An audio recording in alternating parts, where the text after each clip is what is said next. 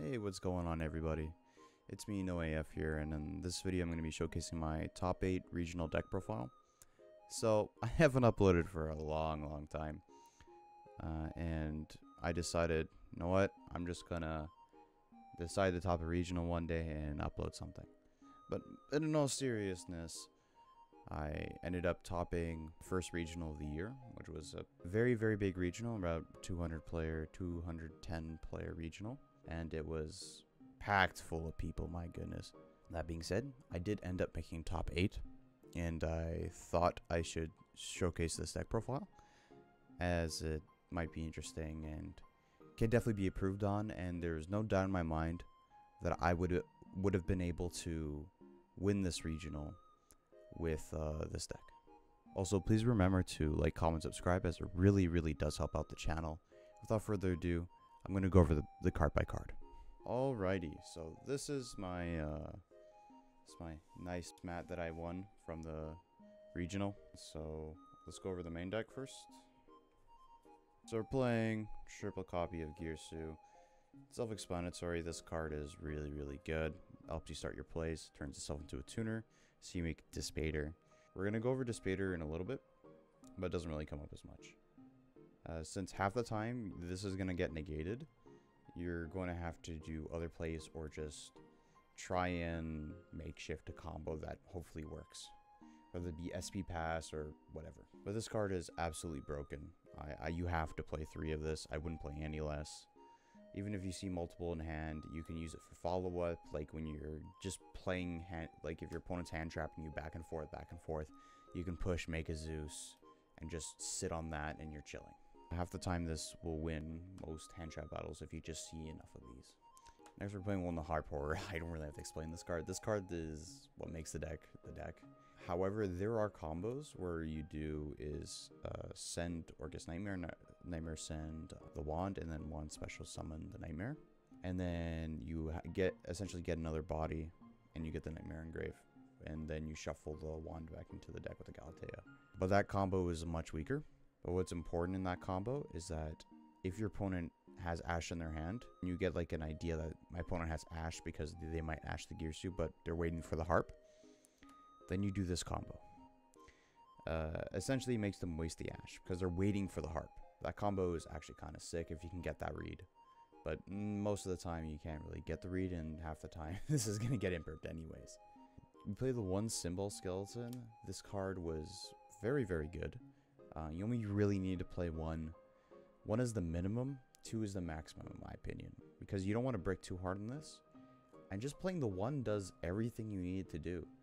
Right? As long as you're knowing how to resource with this deck, you're absolutely fine playing 1. You have so many ways to shuffle it back. And you literally have infinite grind. Infinite. I outgrinded Runic half the time. In my testing, like, this deck grinds like crazy. Play the 1 Bombard. Some people don't really play this card.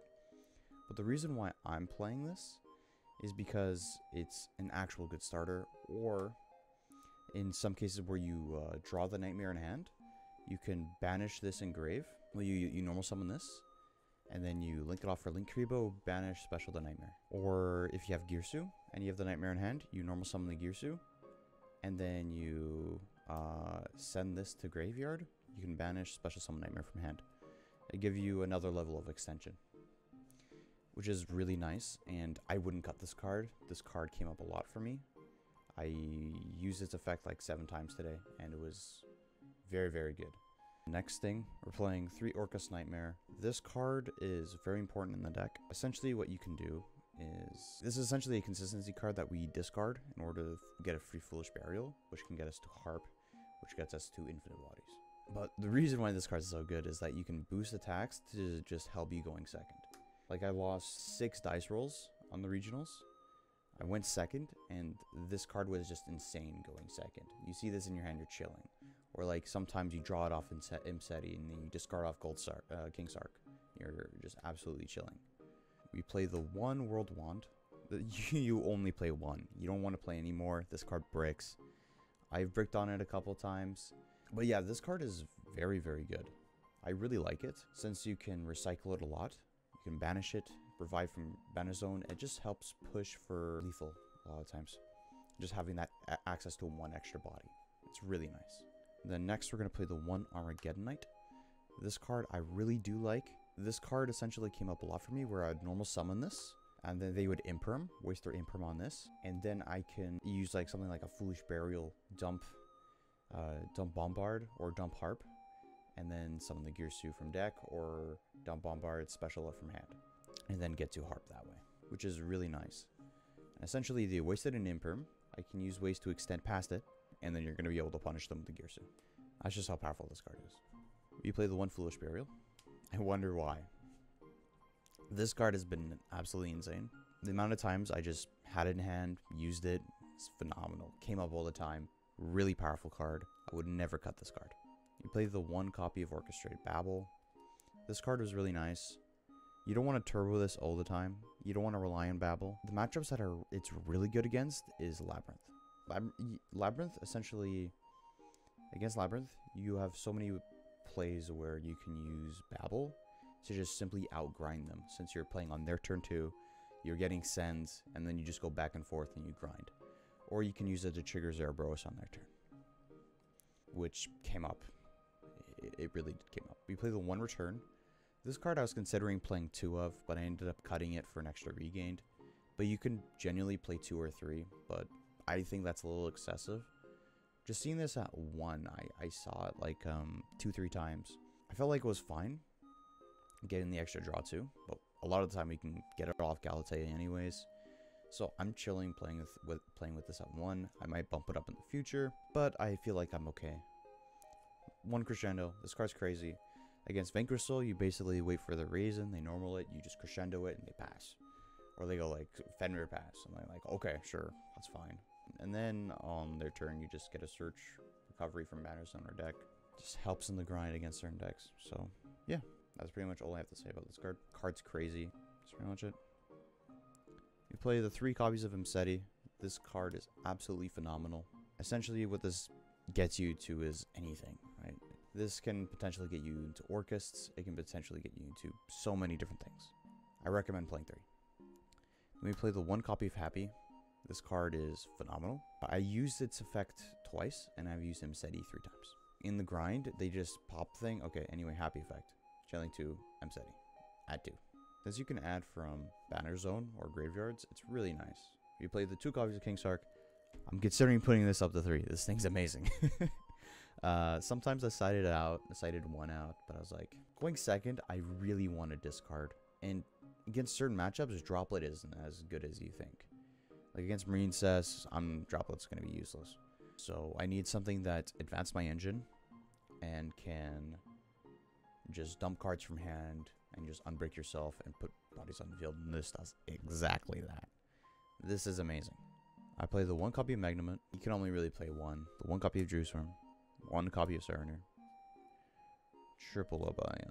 And then 2 regained. So, let me go over this. Jerusalem is nice. You don't want to play more of it because you don't want to see too many Bestials in your hand. You're going to end up clogging up your hand. And you can brick on Bestials. I have twice. Even with this. Just with this, I bricked on Bestials twice. I had to go just Bestial combo and just play Bestial control. And those games I won, by the way. So, you know, take it with a grain of salt. But the main reason is because I want to make room for more non-engine. I have to play very minimal Bestials. Regained at 2 is very important because getting the draws is super nice. Being able to recover and having the ability to recover is phenomenal. So yeah, pretty good. And then 3 Lubellion, you know, searching these is kind of nice. I felt like playing 8 was a really nice number. It just helped fit the deck. And yeah. Let's move on to the next, to our non-engine. We're playing 2 copies of Triple Texas Talent. I really like this card.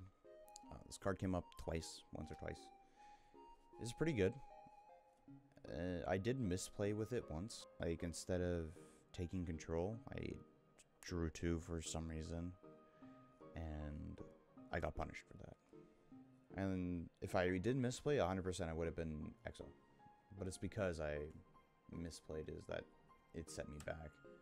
And I lost winnable games like crazy. It was only 2 games I really got punished because I ended up X1-1. So whatever. I played Triple Ash.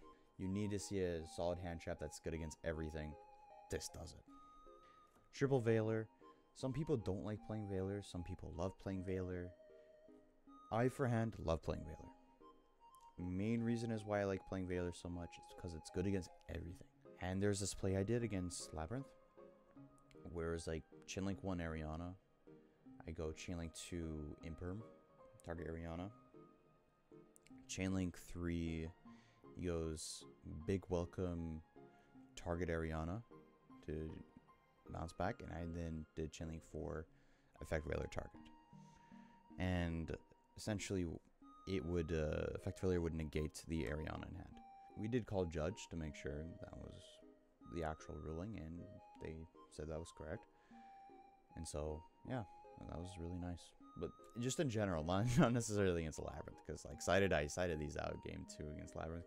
And I didn't want to proc talents for no reason. If they play talents, I don't even know. I don't really care, honestly. You have such a good matchup against Labyrinth anyways, like, you can just take these out for bells. And then we play Triple Imper. Love this card. Love this card to death. This card's insane. Going second, you can use it against Barrow, and it's, oh my goodness, this card is amazing. The fact that it's a hand trap and a board breaker is something I absolutely love, and something I need.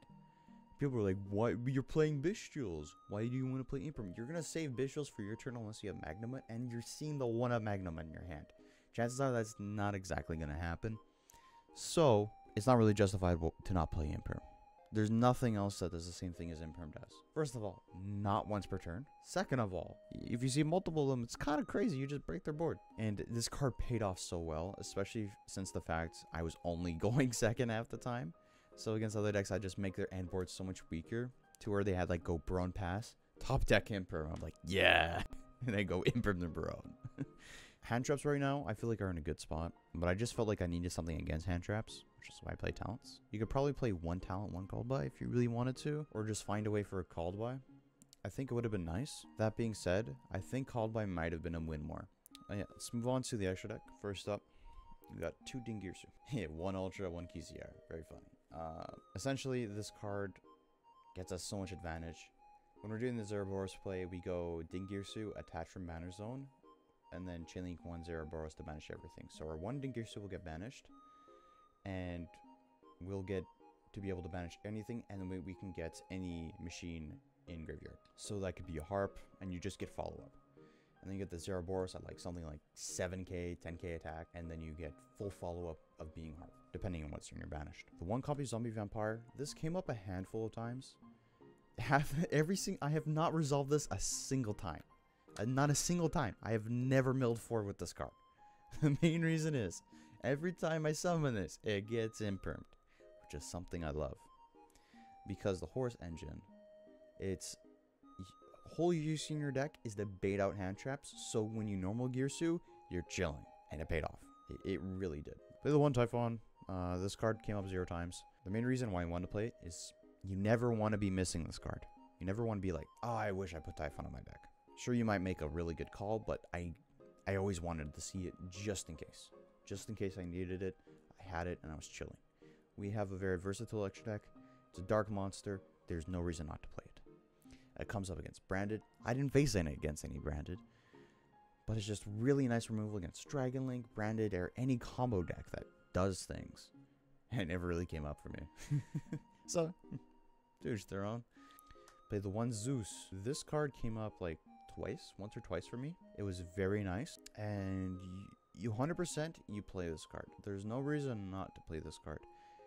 Essentially what you can do with this is turn Girsu into a 1 card Zeus, but also you can use it for the Zombie Vampire, and you can also use it for just follow-up plays. Like if you just have an Xyz, you can swing, make it a Zeus. It's free. It's just really, really nice. And some end boards, I ended up having like SP Zeus. So like banish something with the SP, make it return banner zone to Zeus. You would just be chilling. Play the 1 Disputer. This card came up 0 times. 0. Because every single time I summoned Girsu, it got imprinted. Well, not every time, but most of the time it got imprinted. And so this is why I wanted to play 1 Disputer. I feel like this card is very good, but I was like, they're not going to impermanent every time. Most of the time they impermanent it. Or sometimes I had to normal summon Girsu and I had no way to make it a tuner. So I was like, okay, I guess I'm not making the speeder. I never did. I'm going to cut this card for a Chaos Angel for the next tournament, 100%. But it's a very solid card, don't get me wrong. It just doesn't come up. We're going to play 2 Galatea. Do I really need to say anything on this card? This card is what makes or breaks your deck. It sets up your end board, it sets up your grind. This card's amazing. Literally a custom card. And also you don't need to set to shuffle, which is fantastic. Like the shuffle and like their effect to do stuff, like all the Orcus links, they're not mandatory. You can just say, in this, it's like, then you can or something. Fantastic card. I would recommend. 10 out of 10. 1 long Girsu. Love this guy. This guy's amazing. It's just another way to non-target send stuff, which is absolutely something I love. It's a bigger Orcus link, so I'll take what I can get. And it came up like 4 or 5 times. It was really nice to be able to have like a bigger link that does stuff. When we play the 1 Borosword, this card you can cut. It came up like 3 times, but maybe there's better options. But Borosword wasn't bad. Really wasn't that bad of a card. I just felt like there was a better play. And that was probably Zeraboros. But yeah, this is how you learn, right? But it's something that just helps close out games. And so I kind of want to cut it, but I kind of don't want to cut it. So if I find something better, then I'll cut it. Maybe I'll play a Barricade Board blocker instead. Just so I can add stuff. But yeah. Play the 1 Dark. I was considering playing 2, honestly. This card came up all the time. This card was nuts. The fact you're able to link up, it helps your economy and your extension so much. There's no reason not to play it. Play the 1 IP. SP. I wonder why. Do I need to say anything about this? You could probably play 2 SP if you really wanted to. Card's kinda insane. But like, you can get away with playing 1 SP. Like, I did it. I'm sure you can do it too. Play the 1 Link Karibo. This boy is the boy. It makes Bombard good. It makes Girsu good. Because you could just link off the token and then do stuff. Very good card. Zeraboros, the big man himself. Very good card. Essentially, wipes the field. This card came up a lot. It would have come up a lot, but I just didn't see the line where I'd summon Zeraboros and win the duel. But yeah, you should definitely play Zeraboros, just in general. It's a really nice card, gives you a lot of backup, and just helps wipe the field. Next up, I'm going to go over my side. I play Triple Forbidden Droplet. This card its uses against Centurion, or just wombo combo decks that just have infinite negates and try to FDK. So this would have helped me against those decks. Against Centurion, I saw it once, but they didn't go for the FTK at all. They tried to play the long resource game, which was interesting. Or they didn't... I don't think they had the line for that, because I was just hand trapping them out the wazoo. And they were hand trapping me. And so it came to a point where I summoned Ding. I send one of their back row. I enter battle phase. I send something from my hand. I send like a nightmare. And then I have an attack and damage step. It's just the Legatea. And it was really chill because I ended up winning that game. But yeah. Very, very good card. Next, we're going to play Triple Nibiru. The Primal Being. This card came up a handful of times against Sword Soul, against just other decks. This card's amazing. It does exactly what it needs to do, and that's just be the big rock boy. Overall, like, pretty solid card. Like, I'm not cutting this out of my side. It comes up a lot against certain matchups. Good against Vanadium. Good against so many other decks like Sword Soul. Any rogue, you're chilling with Nibiru. We gotta play Droll for Wombo combo decks too, like Vanadium. I'm sure there's gonna be a decent amount of Vanadium, because Vanadium was popular because of Drift Gaming or something like that. So this is why we play Droll. It's also good against like some runic variants. Good against Sprite. Triple Bell, this is for Fire King and Labyrinth. And certain other funny matchups. Like, you can use it against Orcus to stop the Symbol, which kind of screws them over. Because now they can't get the Galatea if they go for that play. Or they just go Galatea pass and they just chill. Then we played Triple Phantasmic. This card was bonkers. Like, half of my matchups, this card was useful. It was absolutely insane. I loved it. Because I'm able to just fix my hand. This card's Pot of Greed on legs. It's Pot of Greed, and then it's a decode talker. So you target your stuff and you negate. Nice SP. Funny man. Negate. Absolutely love that card. Like, I love this card. This card's amazing. Like, against Runics, if they play any Link monsters, you summon this and you can just hold down the fort, just start discarding. And discarding is good for you. Because you can discard a Nightmare. You can discard a Symbol. You shouldn't really discard Symbol unless you have another normal summon, but to each their own. You can discard the Wand, you can discard whatever, or you can just shuffle them back, right? And then get, hopefully, like, drawn to a good discard, like a Harp or something. And then that helps you continue your engine. It's also a Dark monster. Dark level 7. There was a time where I, like, summoned this, drew into Nibiru, kept the Nibiru, and then when they had enough for the summons, I just go Nibiru them, and then they just lose. That's pretty much it for the deck profile. I wanted to do something a little different than every average deck profile. And let's do what I kind of did now, whereas I show the whole thing in the earlier video so that people can see the cards. As well as I'm going to be putting the download link of the deck in the description, so that anyone can take a look at this and see the certain cards, and if they're interested, they can watch the deck profile and the IRL deck profile where I go over the cards and why I choose certain things. And if you like that formula, just let me know and see if this works. I'm testing the waters. I'm trying to do some things that I think are interesting. So yeah, that's pretty cool. And I will have the pairings up on the screen here. Not the pairings, but the standings of the tournament somewhere on the screen here, if my editor chooses to put it up. I just would like to thank everyone who showed up at the tournament. It was a fantastic tournament, and man, also Steven Zentoli was there. I just want to say, I felt like that was very out of place for him to be there, but like, I'm fine with him being there, you know. But like, it was just kind of nerve-wracking, you know. I'm just trying to go to this first regional, you know, just go to my regionals, you know. We're not used to having really big names at those regionals, and he just kind of shows up out of nowhere. He's like, hello. Like, it's Steven Zentoli. This is going to be a fun one. It was nice being able to compete at the top tables with this deck. This deck was fantastic. I had a blast the entire time. Even when I was losing, sure, there's times where I feel like I could have won those games, and I was very angry, more like frustrated at myself. But I ended up going past that, and I was able to do well, and I did pretty well. I'm also proud of all my friends as well. Shout out to Jeremy, Adrian, and also Luca, who actually won the entire tournament. Like, if you don't know, he's this kid who likes playing Fortnite and Roblox and ends up winning against Steven Zentoli and wins the entire regional, which is absolutely hilarious. Also, he's been working pretty hard towards it, so props to him. But that's enough of me digressing. I hope you guys liked this video. Thank you guys all for watching and sticking to the end to see this. And I wish you all a new year. Also, don't forget, please like, comment, subscribe. It really helps the channel. I said it at the beginning of the video, but I'm saying it again now. So please, if you haven't already, just check down below. That'd be really cool.